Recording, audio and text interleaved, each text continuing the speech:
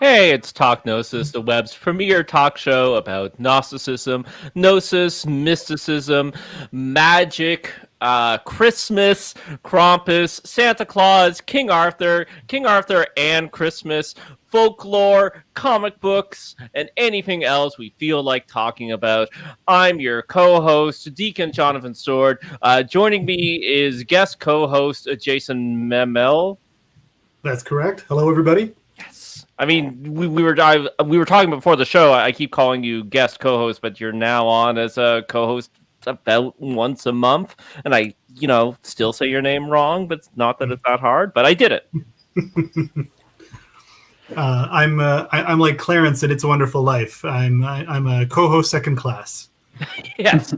Everybody go home, ring your bells, and Jason will ascend to the proper position of co-host. Joining us for our Christmas special, the topic is an Arthurian Christmas. Somehow we have never done a proper show on King Arthur and the Holy Grail. Now, this is not going to be that show, but we are going to talk about some of the connections between Arthuria and Christmas. Again, it's actually extra ironic because the name of my parish in Montreal is Holy Grail Parish, but we'll get there. And joining us is returning to the show for his second Christmas special is Benito Cereno. Hello, Benito. Hey, John. How you doing, man? Doing pretty good. It's 1,000 degrees under zero. It still feels like the world is ending, even though the vaccine is on its way. But generally, I'm well. Now, not only do we have Benito, we have Kringle from the Weird Christmas podcast. Hello, Craig. Hello. How are you? Fantastic. This is ironic. The people watching at home, both Craig and Benito are undercover Christmas agents, right? So they cannot show their faces. That's right. But, yes, the ironic thing is I'm the one with the face for radio. And, you two have beautiful, beautiful podcast voices. Beautiful voices. So the people who are listening to the podcast version of this, you're really in for a treat. And those watching the YouTube show, you will just have to look at my horrible visage. Okay.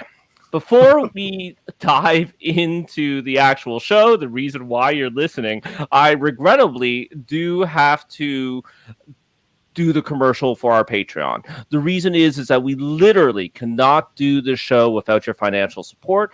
We do hire the world's best digital studio, 99 Perspectives, out of Chicago. When you start your podcast and radio show, you should hire them too. That said, and we're also super broke. Being a Gnostic, you don't make much money. Actually, you don't make any money. So, our show is brought to you by listeners and viewers like you. And I know that these are challenging times, hard times, but if you can donate, you can go to patreon.com/Gnostic for as little as $1 per piece of content per month. You can support everything that we do. You can also put a cap on in case we do 1 million pieces of content, so you can cap it at $5.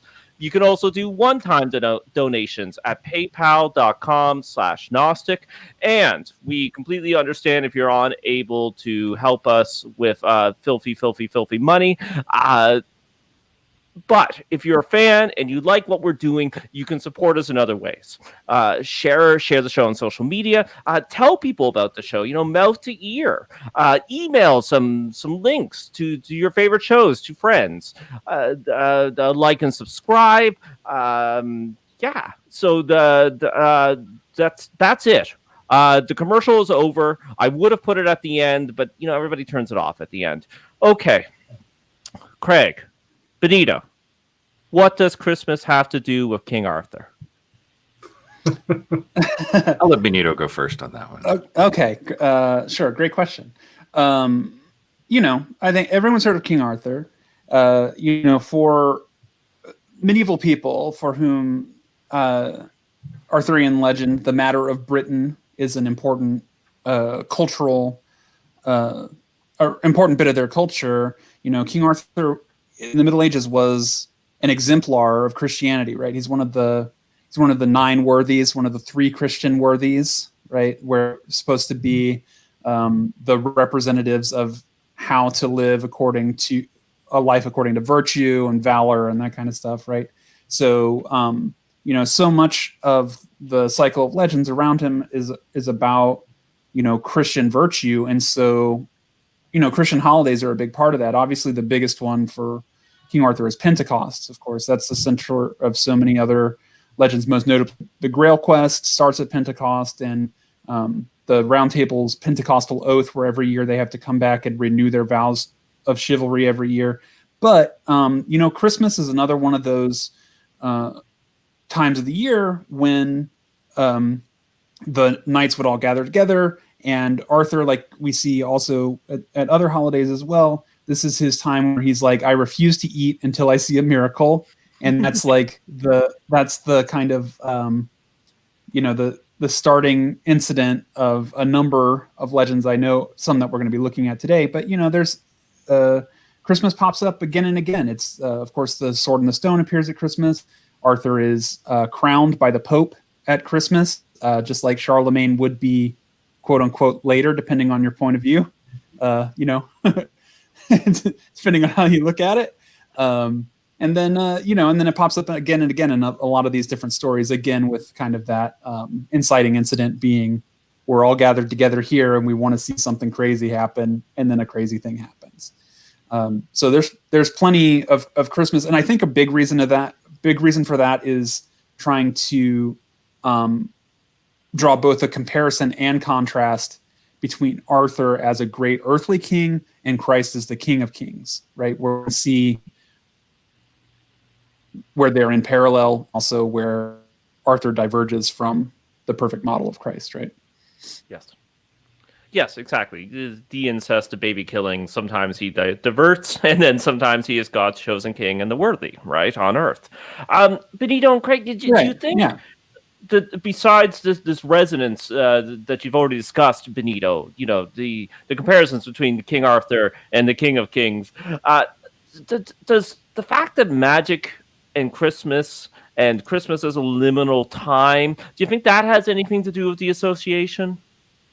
I think it does. And partly, I mean, there's a lot of sort of mythological ways that you can, or that I should say, people have tried to tie connections between, say, things like the Wild Hunt is a big, it's in some cases connected to Arthur, but it's also a very strong Germanic mythological solstice time that I know a whole lot of Arthur legends kind of tie into in certain ways. But that's one way that you get a lot of certain aspects of the old pagan winter celebrations coming through. And I mean, the whole reason why the winter solstice, this is sort of a conversation I've been having with a couple people, interestingly enough, this year, but all about how Halloween and Christmas used to kind of be part of the same season.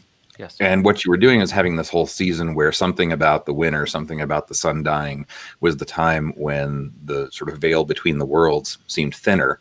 And so you would have connections to the other world come through, something about the spiritual world. So yeah, so it's a time of magic in that sense, of where things are changing a little bit.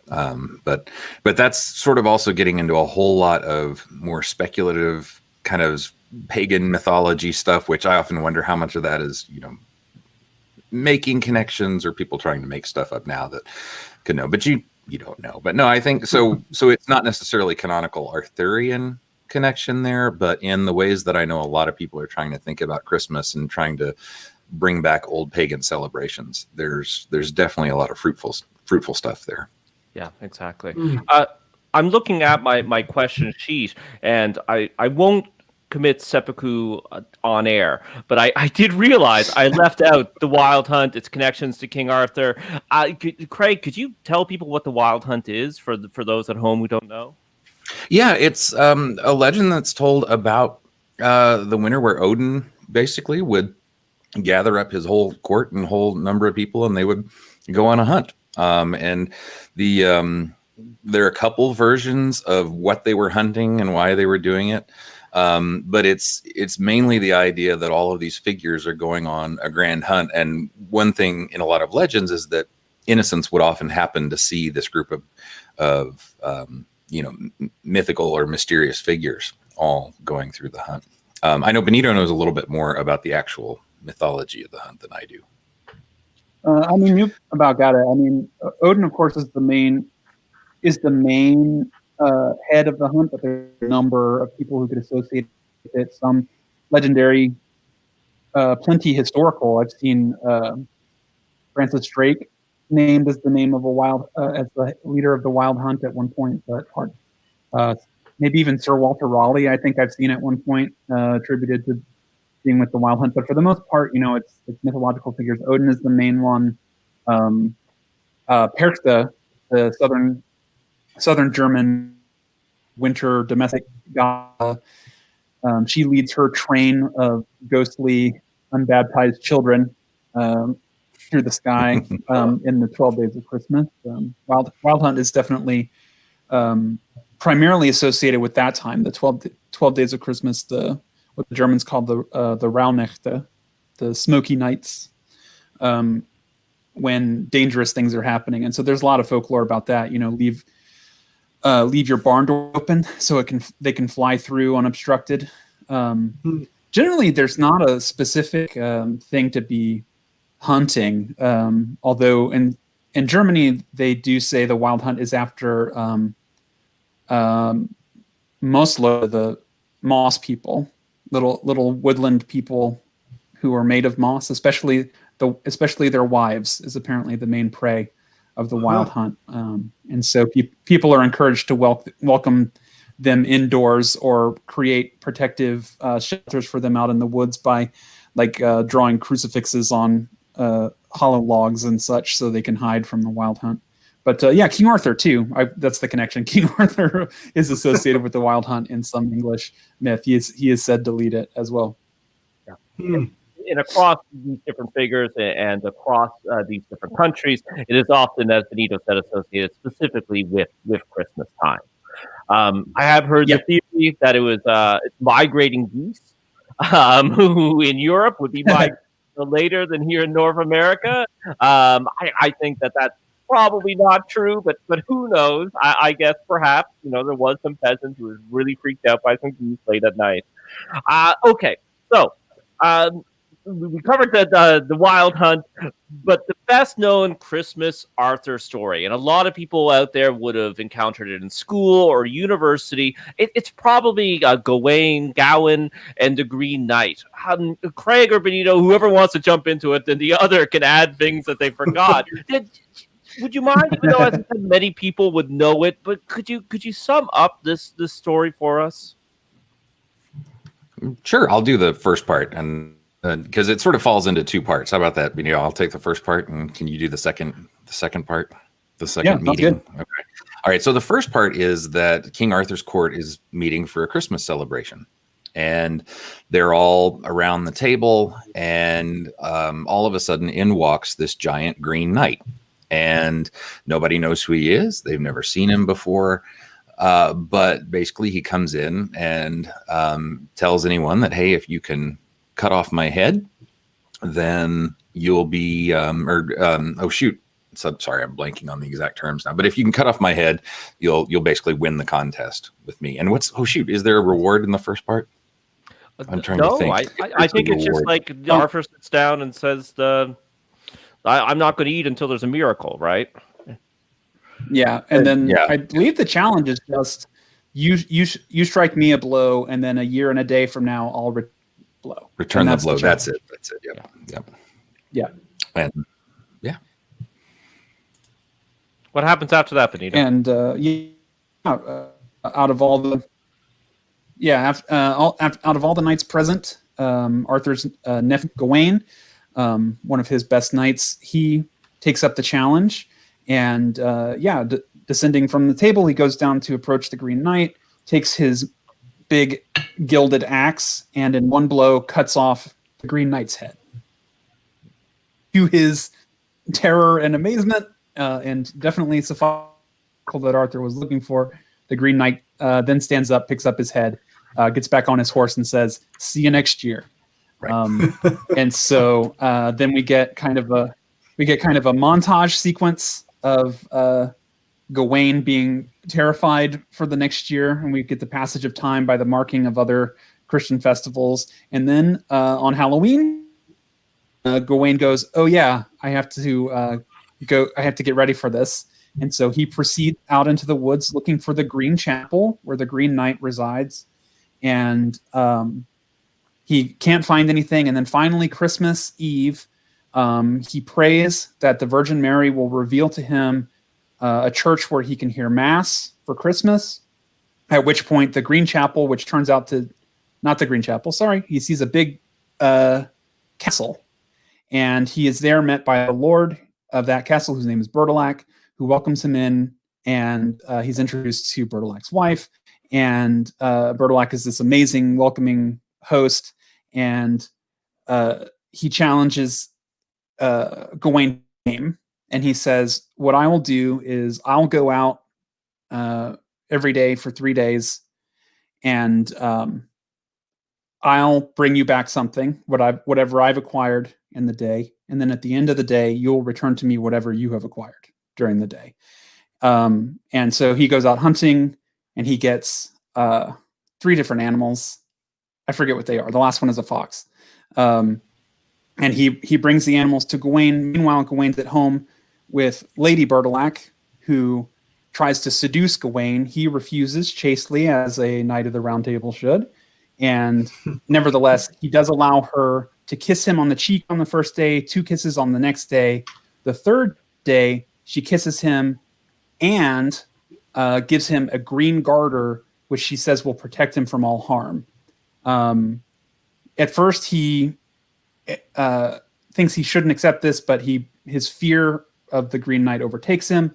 And so each night when Bertilac comes back, he brings the animal that he's hunted during the day, and then he says, what did you get today? And then Gawain kisses him, right? And then on the third day, he kisses Bertilac, but doesn't tell him about the green garter. And sorry to interrupt. The insinuation is that the lady wants more than a kiss, right? Oh, for sure. Yes. Yeah, absolutely. Like, what's happening is back on the cheek, and then that's it. Like, the insinuation is, hey, my husband's away. Here's a kiss. What do you think? Yeah. Every day, basically, Gawain is waking up with this lady in his bed, and he has to basically push her away. And the kiss is the compromise, right? He says, I don't want to be rude because you're my hostess, and so I'll accept a kiss, but anything more would be a betrayal of the host, right?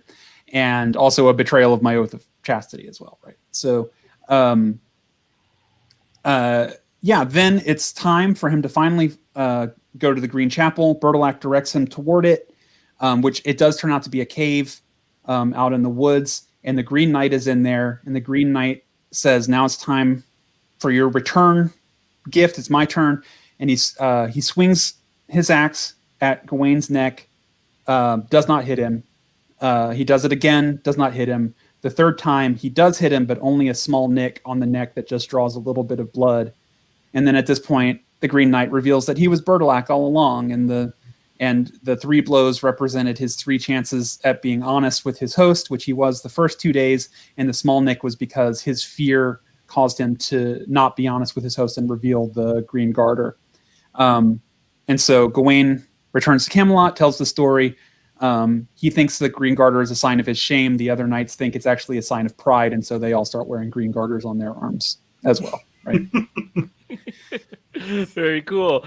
Craig, is there any details from the story that Benito left out, or you think that are important to highlight before we move on? One thing that's the story, absolutely. But one thing that I know a lot of people will focus on is sort of the symbols that show up a lot in the story. For example, there's a pentangle on, or a 5-pointed star on Gawain's shield, I believe, or is it Bertilac's shield? No, it's on his shield. No, it's on Gawain's shield. Gawain's shield. Okay, I get this mixed up. But yeah, so that's one important symbol, and then also some of the things, a lot of the numerology sort of readings of strange old, not too strange, but old medieval texts get really important for people who are looking for sort of more alchemical types of readings. And so all the things about the number of blows, how many of 3, and then the symbolism of the different animals that he hunts each time are supposed to have a whole lot of weight in how you return things. But that 5-pointed star, that pentangle, which is supposed to be an important sign of what makes Gawain special, is a really important symbol. Yeah, for sure. The author makes a lot out of the importance of the number 5 in describing the Pentangle.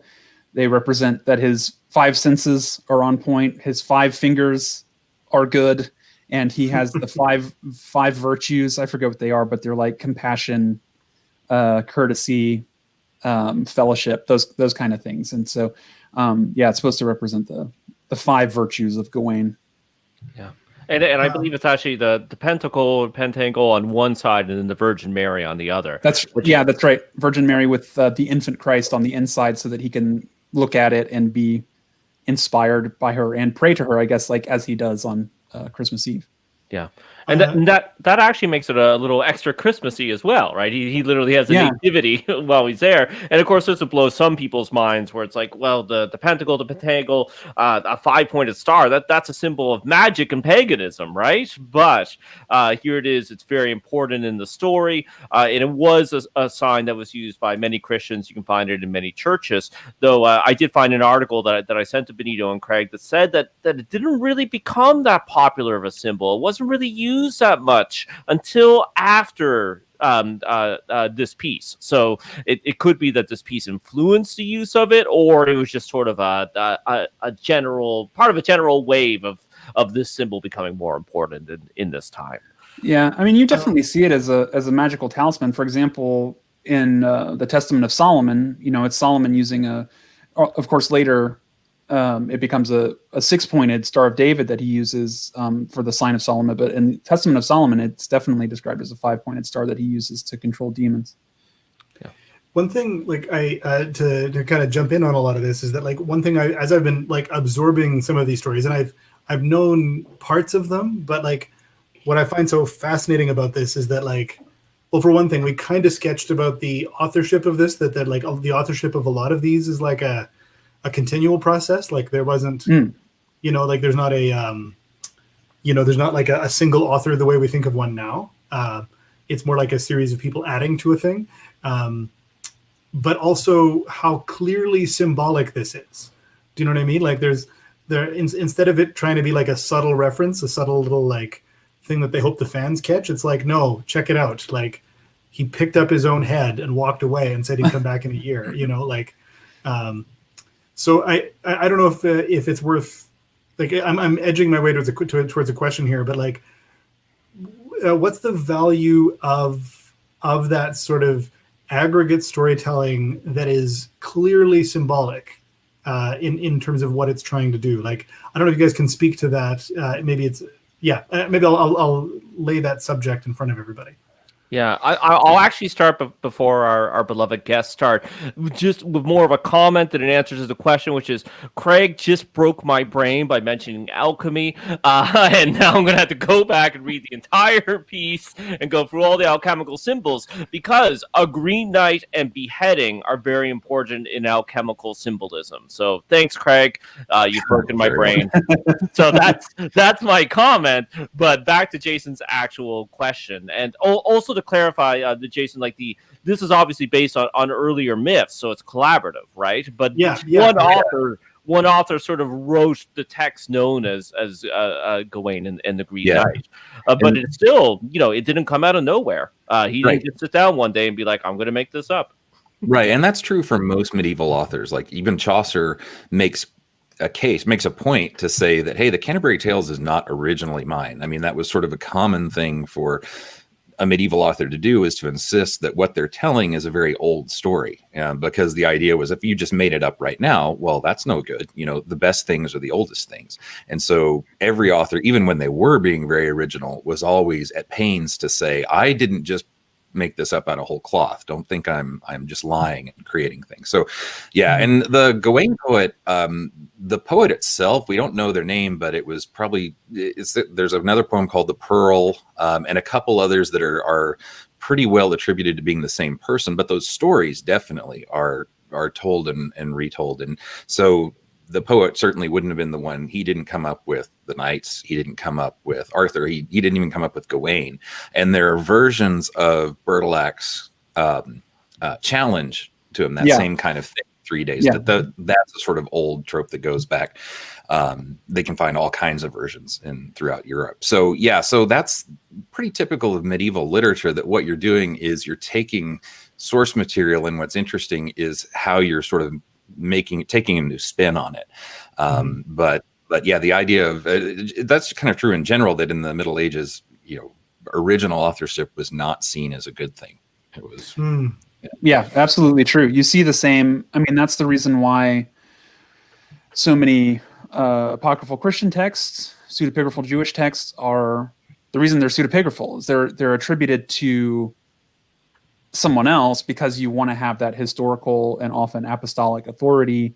And so, yeah, you put someone else's name on it, or you say this is a translation instead of saying this is an original text. You say this is a translation from a Hebrew text that I found in a cave somewhere or something. One of my favorite examples, there's a 15th century guy named John Lydgate who claims to have written this massive, it's like one of the longest things. It's the Book of Troy is what it's called. And it's incredibly long and incredibly boring. And he claims it's a translation, but the thing he's quote unquote translating is probably about 1,000 words or something like that. And he turned it into this like volume upon volume upon volume, tale of the fall of Troy. So yeah, but that's exactly what he wanted to do, was write his own thing, but you have to present it as if it's something that's already old and established. Anyway, Interesting. Yeah, that's it. That's well, like, and so to jump further onto that is that, like, so not only is there that sense of collaborative ownership and like people not taking specific credit for it, but then like going back to that thing about the like, and Jonathan's note about the alchemy, like writing your story so that you are specifically winking, like you're not even hiding it, but you're being very clear that this is a symbol, this is a reference, this is a, like you're not just telling a story. I guess does this make sense as a difference? Yeah. Like, yeah, and it's pretty common too, partly because of all the talk about, but it pretty much this. So a lot of the scholars at the time were trying to figure out how can we make the New Testament mesh with the Old Testament. And so what you had was all sorts of people come up with basically allegorical reading, where they say, okay, we can make the Old Testament work by saying that what it really was doing was foreshadowing stuff that happens in the New Testament. And there are a lot of people who say, well, that's kind of where you get the birth of what we might think of as all these sort of allegorical readings or symbolic readings or things like that. So the idea that you would tell a story that only has one level, just for entertainment, that really wasn't, again, that's not the starting point. Like any good piece of literature is something that is meant to be read, not just in two ways, but they had 3 and 4. I mean, there are 4 common ways to read the Bible, and then therefore to read everything else that had sort of a symbolic level, a religious level, to the actual plot level, but then to sort of, all these different levels that are going on. And yeah, absolutely. So even a story like the romances, like the Arthurian stories, were meant to have all these, they were meant to be allegorical and meant to be read in many ways at once. And C.S. Lewis actually has a really good book called The Allegory of Love, which if you're interested in that, it's a very straightforward reading of why they thought that was the most beautiful and the most intellectual way to tell a story and to read it, was that you obviously are supposed to be reading something at all these different levels at once. And that's the way to basically read with your soul instead of just to read with, your worldly mind or body or just, just for entertainment, to be reading with the whole person and soul at once. Now, like I'm very guilty. Like when I listen to a podcast and I hear a host ask a question that I know is clearly a leading question, I'll actually like shout leading the witness, Your Honor, even though the podcaster can't hear me. But I'm about to commit the same thing. Leading question here. Is that a reason maybe why these stories are still resonant? Like that people are still interested in them now, that are doing podcasts on them now? Is that because, like, as you say, that like as C.S. Lewis was saying, that there's an impact, a greater level of impact, or a deeper impact perhaps, when it is being composed and intended beyond just entertaining you for an afternoon? I would say, yeah. I mean, yeah, if it weren't for that kind of impact on multiple levels, I mean, consider how much, stuff from antiquity and the Middle Ages that haven't survived. I think it's these layers and these universal elements to them that help them survive through textual transmission, being passed on, being adapted, and so on. It's because they hit people in more than one way, and I think this is a great example. Obviously, if I remember correctly, Craig, you might remember, was the Green Knight was like lost for a while, and then there's only like one manuscript of it or something. So that's right. Not a great example for my point I'm making vis-a-vis textual transmission, but still my point stands. I think having these multiple layers increase the appeal beyond simple entertainment. I think the reason the things that survive is because they have something more to them than just a simple story. Mm-hmm. They have something that resonates. Yeah. And I think too, I mean, for a modern audience too, we can look at this stuff and it's mysterious and open to all kinds of different connections that we want it to, because we're kind of so far away from the immediate contexts of what was going on that, like the article you sent us about the different sort of religious or pagan meanings that are going on in the text. I mean, we have no idea what the immediate audience for the poem would necessarily have been thinking. And so for us, it's fun to start looking into like, well, we can open it up to so many different things. Could it be about alchemy? Well, sure. We know nothing about the author, so we can assume all kinds of wonderful things that he might have been into. And, that's one reason why I think a lot of older stuff like this, especially, and even when it does get into that symbolic level, it opens itself up to all kinds of things that people can find that they if you want to find things in there. And it doesn't mean you can kind of make things up whole cloth, but because it's old, it's going to seem weird, and that weirdness opens you to all kinds of different possibilities that a simple novel wouldn't.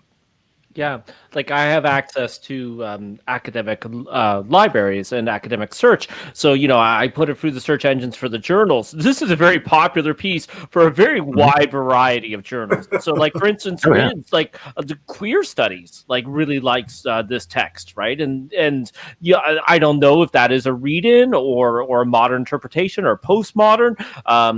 Definitely with the two lords, with the knight and the lord and the kisses, like I can see the contrast. But it's an incredibly popular piece, just for what Craig is saying. We can really interpret it, engage with it, because it works on so many levels. But my most important question, the die-hard question, is this a Christmas story that has Christmas themes, or is it just a story that happens to take place at Christmas? So this is the die-hard question, isn't it? Yeah. It's a Christmas story. I mean, because for one thing, the setting at Christmas, the opening at Christmas was a time for games, right? And so the idea that the knight comes in and says, "Do you want to play a game?" straight up Jigsaw style. And that wouldn't have been out of place, at a Christmas feast. But then also so much of the seasonal imagery and symbolism is about that kind of solstice tension, right? Winter and the sun, right? Obviously, the Green Knight, all green with his hunk of holly. He's winter guy. And then you've got Gawain riding out in red with the star on his shield. Here's the sun, right? The summer. There's this winter summer tension between the two of them. Of course,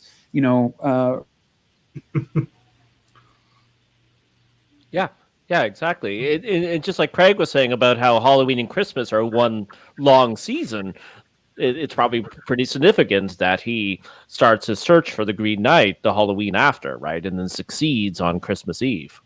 Also on that, so I have a bugaboo. It's a completely separate rant that I won't do on the show, but I feel that we actually live in an extremely literal age, an age that is much more literal than previous generations. And I ascribe this to the internet. The medium is the message, but it's a different rant. So I feel like if this story was told now, the knight would be dressed in white, right? signifying, because it's a Christmas story, it's associated with winter. So why is the night green? And as Benito said, why does he carry a sprig of holly? Yeah, and I think for that one, the green there can, and you talked about all the scholarship, and the scholarship of why he's green is massive. Just trying to figure out what basic symbolism is in this thing is huge. But like Benito said, that greenness can, especially in the romances, in the sort of chivalry stories like that, greenness usually is something that ties you with the forest, or that ties you with something more about the mysterious world. And that's really kind of what he's, on the one hand, supposed to be, is that he's not really of this world. He's something more about in some ways, the natural world could be seen as the more frightening world in medieval way that people looked at things, that it wasn't so much, we would think of it as just the physical world as versus the spiritual, but instead you're there talking about the wild world. And so he's coming from the wild place into the civilized place, and that wildness brings with it mystery. And then holly is there because it's a connection to being something evergreen. It's the idea that you survive the winter, and that world can keep coming back. And so he's a bit then of a hybrid kind of character, that the greenness and with the holly is a way to say that he's both something sort of scary, but he also represents the constant renewal that can appear in those ways. So that to me is what makes a little more sense about why he would be green. Hmm. Anything else about the Green Knight before we move on to our next King Arthur / Gawain story? I'm trying to think if there's anything else fun. The only other thing I would say about why it's interesting as a Christmas story is that, like Benito said, Christmas was a time for games, and Christmas was also really, during the Middle Ages, Christmas was not the high church holiday. Like, it was not the central holiday. It was like, we may read this and say, oh, it's at Christmas. Oh, this must be a super, super important time. Probably for that audience, for the medieval audience, to set it at Christmas meant, oh, this is the time when people are just kind of being weird and flaky, and maybe when they're not being super holy, because Christmas was the time when still the big thing was to sort of have games and drunkenness, and it's when you'd have more of the thing, like the tricks that we might associate with Halloween, of people going off and demanding of the lords that they give them food that day, in a sort of topsy-turvy world. The big really holy holiday would be Easter. And so Christmas was more of a time for rebellion and a non-religious, in some ways, celebration. Like, it wasn't the big important celebration. There was still, I think, in a lot of people's minds, an acknowledgement that Christmas was the more of a solstice that had Christianity kind of put on top of it, and we made it Christ's birthday. Like, whether or not people actually literally believed that, there was still all this stuff going on about Christmas that everybody was still arguing about whether or not we should celebrate in this way, or whether it should be an important day. Even the Catholic Middle Ages still had, just like the Puritans did, they thought, maybe we should get rid of this because this is the time when everybody runs a little crazy. So to have it set at Christmas is really more an indication of this is more of a strange time, rather than this is a pure holy time, like we might assume that it would be. So different attitude towards Christmas than I think most of us would assume. Yeah, exactly. And I'll link, actually, our show with Benito, our previous show was Dark Christmas. And Craig, I think I've said this to you before, but I actually feel like, in both consciously and subconsciously, a lot of the stuff we associate with Halloween was actually originally associated with Christmas, and then, through the influence of the church, and we can't have all this weird stuff on the birth of the Savior, got pushed on to Halloween. That's my theory, at least. But you're not alone. You're not alone in that. Yeah, there's a lot of people looking at that. Yeah. Is it the church, or is it Coca-Cola deciding that they'd invented a particular brand of Santa that they wanted to be just jolly and not scary? Yeah, good point. I did that too, yeah. But yeah, the actual sort of history of the holidays and the iconography is really cool, and I try to get into a lot of that. But yeah, it's a complicated story. But I think in general, you're right that Christmas the solstice and all the ways that it's been celebrated throughout are usually a little darker than we think of. Not pure on Halloween scary. This is the time of death, because it's also the time of rebirth, and that's what the solstice side of it is all about. That the sun is coming back. But yeah, throughout. I mean, even up until about 150 years ago, Christmas was still a time to run around and get drunk and make noise in the streets. It wasn't the sort of sit down in your house with your family and be calm and cozy. That sort of Victorian idea that we have, that was a bit of a new idea for the Victorians. And in fact, like almost when we see that transition from, like, say essentially pre-Christmas Carol to post-Christmas Carol, like, I mean, it's not probably as simple as just that story, but like that ended up defining so much of the holiday spirit, Oh yeah. But again, it's actually a ghost story. Yeah. Which, yeah. And in that sense, Dickens is a great sort of transition thing, that it's a ghost story, but it's also a ghost story that ends in a sort of perfect, happy domestic scene where, he becomes good Uncle Scrooge to everybody else, and you all go, have a big party where you spend all your money and sit around and be happy. Yeah. But Jason, sorry, I was just going to say, but before that point, and it's interesting when you say there the like, even in the medieval period, like there's this debate about what Christmas is. I think it's interesting that that probably when Dickens was writing Christmas Carol, he wasn't seeing Christmas as the way we see it now. Like, that was maybe the innovative idea of, like, what if Christmas was this cozy time, was like the big twist, Yeah, and that's sort of, it's not just Dickens. Like, the Victorians kind of did that with everything. Like, they love to make everything sort of feel like a sentimental tradition that had been going on forever. But that was just part of the aesthetic that they liked. Like, let's pretend like this new thing we like to do is something very, very traditional, because that sort of adds this extra fun layer to it. And that's, they were saying even at the time, like, let's celebrate like the Germans have done forever and ever and ever, because that's what Victoria and Edward are doing, as he brings his German stuff over. Well, kind of. It's also just that they liked that nice sort of English coziness, and they're like, this is a way we can tie that to a sort of make it feel like it's a bigger, longer tradition that's going on. Yeah, for sure. Because I mean, prior to the era of the Victorians, Christmas had become fully sedate. Like, a lot of people overstate it a little bit, and they say that Christmas was dead and Dickens revived it. But the fact is, I mean, the Puritans did a lot of damage to Christmas, trying to eliminate those kind of boisterous old-time Christmas traditions. And, they didn't like Christmas at all. It was outlawed, under Cromwell.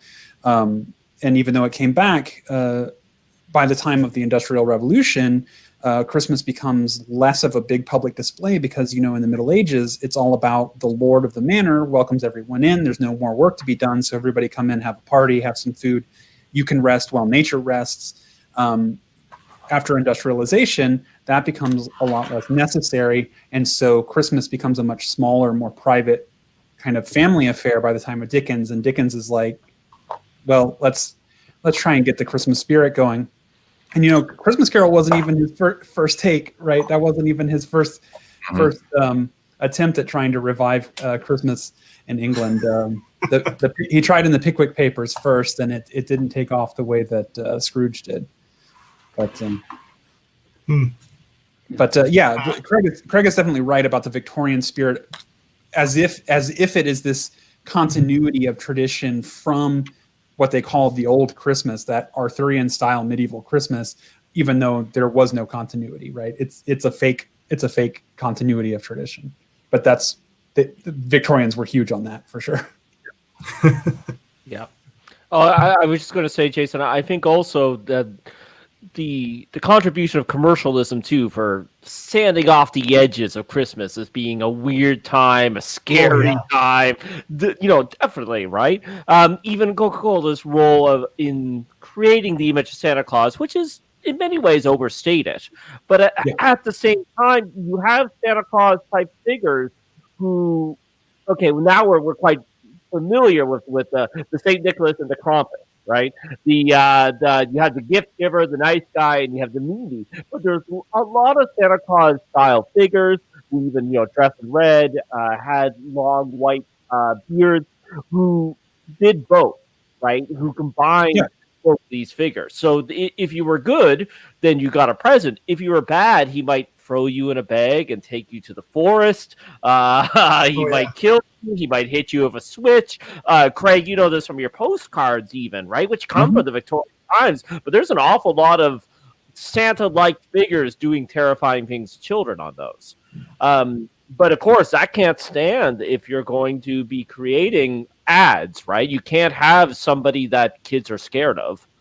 So yeah, and I think a lot of that sanding off of the edges, you see that starting in the early 19th century with guys like Washington Irving, another one whose role is a little overstated, but him and the New York Historical Society, they kind of wanted to sand those edges off. They wanted to make Christmas into a family-centric, in the home, Christmas morning, opening presents quietly, not out in the streets getting drunk, Calathumpian bands demanding money, roving street gangs going door to door, and all that stuff. They wanted to get rid of that stuff and class it up a little bit. And so I think, by the time you get to that fully, slick, Haddon Sundblom Santa in the 1930s. I mean, I think that's the end of a century-long progression of an intentional sedation of Christmas. Okay, so back to Gawain and the court of King Arthur. The marriage of Sir Gawain. Can one of you sum it up? And then we can talk about, if again, the diehard question: is it Christmassy, or does it just take place at Christmas? You want this one, Craig? You want to do this summary? I'll let you know. I'm going to kick it over to you. Kick it over to me. Okay. So we would need to talk specifically about the ballad version, the marriage of Sir Gawain, because the original version, which is anonymous but occasionally attributed to Thomas Malory, of course, famously the author of La Mort d'Arthur, the most influential work of Arthurian legend. The wedding of Sir Gawain and Dame Ragnell is the original version, which is not set at Christmas. It's only the ballad version later on that gets the setting of Christmas. But the short version is that an evil baron captures King Arthur and says that the only way he can survive this capture is if he answers a riddle, and that riddle turns out to be what do women want? And so Arthur delegates that to Gawain. He goes out searching worldwide, trying to find the answer to the riddle, what do women want? He actually accumulates books full of potential answers before he finally meets, and this is a common motif in Arthurian legend, what is called the Loathly Lady. In the original version, she's named Ragnell. She does not get a name in the ballad version. And she's this hideous woman who, in different versions, is described as being even monstrously ugly, like her eye. She has eyes where her mouth should be, and that kind of stuff, right? And she says, I'll tell you the answer to the riddle if you promise to marry me. And Gawain, being loyal to Arthur, his king and his uncle, he says, I'll do it. I will marry you, ugly person, because I want to save my uncle's life. And she says, the thing that women want is they want to have their way. They want sovereignty is the original term. They want to be able to choose for themselves, make their own decisions, and so on. Gawain says, okay, sounds fake, but all right, I'll add that to the list of potential answers. That does turn out to be the answer. Arthur's life is saved. Gawain and the Loathly Lady get married. She makes a hideous spectacle of chowing down at the wedding feast and embarrasses Gawain greatly, but he's still, because he is a righteous dude, he does what he's supposed to do. And then on the wedding night, she turns into a beautiful woman and reveals to him that she's actually under a curse, that she has to be ugly during the day, but she turns into her natural, beautiful form at night. And she says, which would you prefer? Do you want me to be ugly in the day and beautiful at night, or beautiful in the day and ugly at night? With the idea being Do you want me to be beautiful when we're out in public, or do you want me to be beautiful when we're, in private? And Gawain, having learned the lesson of the riddle, says, you choose. And that was the correct answer because that breaks the curse and she's beautiful all the time. You might recognize that story from the Canterbury Tales. It's the wife of Bath's tale. There's many other. You might recognize it from Shrek, I think. I don't know, but there's many variations on this kind of story. But that's the basic thing. The ballad version definitely sets it at Christmas. The original does not. Yeah. Do you think the diehard question in the ballad version, like, is there a reason why they perhaps even moved it to Christmas? Is there Christmas themes, a Christmas thing about it, or was it just, this seems like a good time for a setting? I don't know. I mean, thematically, it's a little harder to justify than the Green Knight, but I think you do still have that same idea of it's a time of wonders and something weird is going to happen. So I think there's some of that. I don't know, Craig. Do you see like? One thing I think is just the idea that Christmas was kind of a topsy-turvy time, right? Where the lords would open up their house, give it to, and sort of say, now, all the food is for everyone and it's not just for me. And so you get that day where the peasants can demand things of the king. The same kind of thing is going on in the story by letting a woman choose. That's topsy-turvy. Because she normally would not have sovereignty at all. And so Christmas is that time when roles seem to be switched and reversed. And that's, I imagine, what the main gist of it would be. That's an excellent catch. I hadn't thought about that, but yeah, the topsy-turviness of Christmas, I mean, that goes back to Saturnalia for sure. Like that's I was just going to say. Yeah, it does seem a little like I think that you're probably right, Craig, but it does seem also a little maybe like we need a bit more eyeballs on this story. So if we put it at Christmas, maybe people will pay attention. Yeah, it's hard to say. I mean, like I said, the weird thing about medieval stuff is that for something to be set at Christmas is strange because, like I said, for medieval texts, Christmas was not the big deal. It was certainly a holy day, but it was probably still more associated with that more Saturnalia kind of thing. And it's like, I mean, the higher ups didn't necessarily like it as much because like Benito said, there were plenty of movements even before the Puritans and before Protestantism where people were trying to tamp it down and get rid of all the celebrations because it was just too much. Easter was the big time. Yeah. So a question for for middle-aged, kind of nerdy, and I mean that as a compliment, guys. So from a very young age, encountering the story, probably in Howard Pyle, it struck me as incredibly feminist, like a proto-feminist, I should say. Startlingly so. I can't really think of too many examples from contemporary literature. Do you folks think that this is a proto-feminist message? What do women want? As Benito said, sovereignty. Like when you use that particular term, that seems very profound. Or could it be saying that women are shrews who just want their own way? What do you think it means, and what could it mean in a modern interpretation?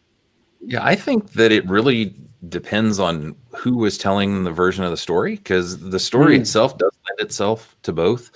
And like, for example, when Chaucer tells the story in Wife of Bath, I think it's pretty much universally seen that what he's doing is trying to give women sovereignty at that point. Like he's not, even though some of the characters can seem shrewish, most of the way that he tells the story is definitely in the way that the one Gawain story tells it to, which is like, yes, the right answer is you let them do the right thing. But there are other versions of the story where it's very obviously, like, even if it ends up that you're doing it that way, it's more tongue in cheek. And it's saying, but what we really know is that, women always want to do the right thing, or they always want to have the last word. They always want to be in charge, and haha, that's cute and funny, but let's get on to the real business. So I think it probably depends more on which version of the tale you're telling. And I bet you're going to see a ton of different ones. Yep, I definitely agree, because as that motif is repeated so often, it's going to be recontextualized. I do think, it's presented as a good thing in the Wife of Bath's tale. I think it's presented as good in the original Middle English Gawain and Ragnell, because the epilogue is about how Ragnell was Gawain's greatest wife and how he loved her even after she died, and all that kind of, like, the positive light that she's painted in tells me that you're supposed to take her point of view that women's sovereignty is good, take that at face value. Whereas later adaptations, I could see that it's meant to be, tongue-in-cheek, satirical, playing on the idea of that topsy-turvy, isn't that weird? What a funny thing to say. So yeah, I think it depends on the context and the adaptation of the story for sure. Yeah. Is there like an sort of a Gnostic or esoteric idea there as well of like spiritual sovereignty? Like maybe I'm really reaching here, but it's a Gnostic podcast. Like that there's and going back to even that alchemical connection with the Green Knight, like, if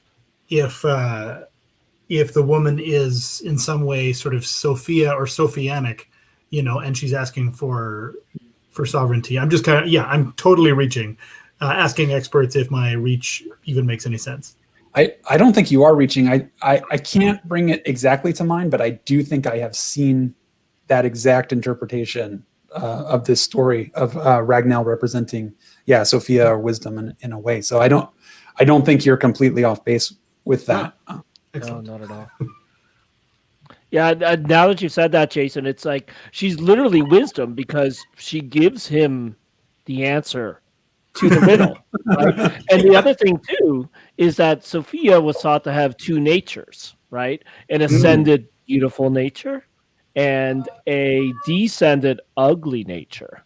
And then part of humans' role was to elevate Sophia up to the beautiful aspect of her. Right. So there's probably some hints of it there. And talking about alchemy again, there's our spiritual ancestors, Jason and I, in the Victorian age, as Benito and Craig were saying, everything that's new is actually old. Right. There's an unbroken continuity of interesting things that goes back a long time. Right. And the Gnostics of the 1800s said, oh, there's an underground tradition, a direct lineage, it's very old. Well, maybe, probably not. That said, there's aspects of Gnosticism kind of sunk into the unconscious. You kind of find it around Europe in different methods of transmission, one of them being alchemy, right? I honestly believe that there is a direct link from the ancient Gnostics to alchemy. The alchemist, even if I'm wrong, the alchemists talked a lot about Sophia and wisdom and use these female figures. So we have a route of transmission into this story. So there could be some historical stuff there, but if you're a modern Gnostic, you're open to interpret it as you like. So you might enjoy this story as a Christmas Gnostic story. That said, well, we actually had a few more to get to, but we might have to wait to next Christmas because we are coming up into our time for wrapping up.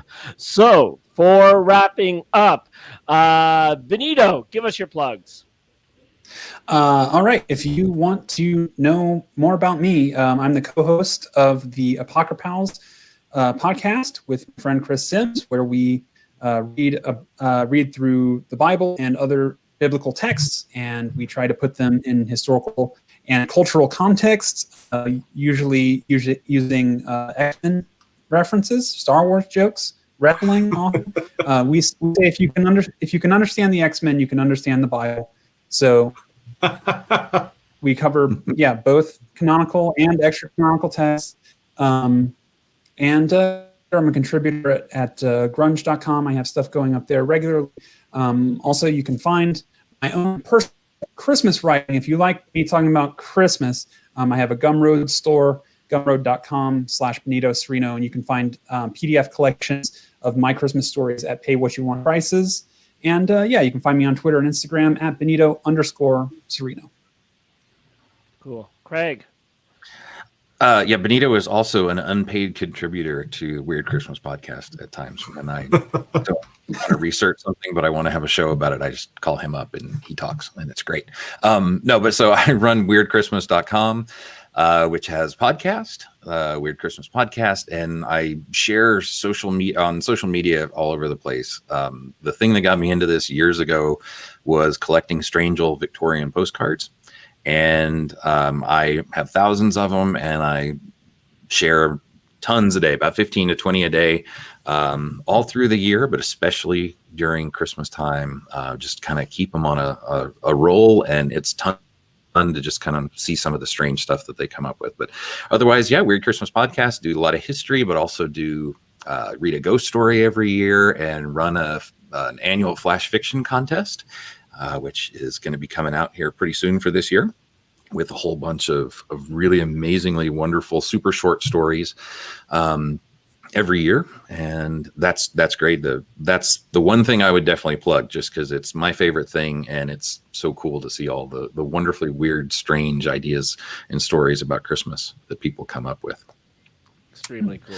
I should say, maybe because you're Gnostic, there might be, I do have another podcast which has no connection to Christmas, but it's called Rereading Wolf, and Gene Wolfe is a writer that people who are in Gnosticism might be interested in, because a lot of people who read Gene Wolfe think that he was a Gnostic, or at least that his major book of the New Sun, was Gnostic. So some of you may know that, and if so, Rereading Wolfe, we go chapter by chapter through his books. I'm a big fan of that book, but I think I read it before I got into Gnosticism, so yeah, done. Very cool. Very, very cool. There we go. And I haven't read it, so Jason, you have to reread it. I'll have to read it, and we'll have to talk about it through a Gnostic lens. Jason, your plugs. Not much to say. I did a live D&D game that was Christmas themed, but I did that day before yesterday.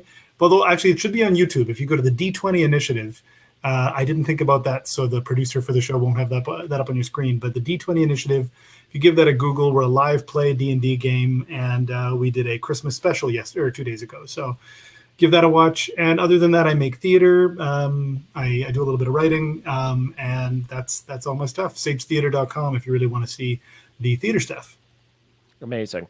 And then my plug is I have some training and hundreds of hours now of experience, not just with Gnosticism and Christian contemplation, but with meditation and mindfulness in a secular way. Now, if you are Gnostic or spiritual or religious, I would highly recommend having a meditation practice. And if you're none of those things, also a meditation practice is pretty rad. So I facilitate the open secular meditation. I'm not going to try to convert you to, any weird Gnostic stuff. I'm going to use that psychologically based meditation training that I've received every Sunday morning at 11 a.m. Montreal time, which is Eastern Standard Time. So same time as, say, New York. It is by donation /free. And if you go to mileandmeditation.substack.com, all the details are there. Obviously, right now, I am doing it online. We were doing it in person, but I think in the future, we will, once the vaccine, everybody gets the jab, we will do it both online and in person. So feel free to hop on that. It's good for both beginners, and it's good for people who have experience with meditation. And if you've never meditated before, I give instructions at the beginning. You can even hit me up if you're, self-conscious about meditating, and we can talk about 10 minutes before the session. So that's my plug. My final plug is Merry Christmas, everybody. Thanks so much for joining us. I hope that you have an awesome holiday season in the worst year that I've been alive. Let's hope that 2021 brings better things. I doubt it will, but that's the Gnostic in me. Okay. Good night, everybody. Merry Christmas. Merry Christmas. Merry Christmas. Thank you, guys.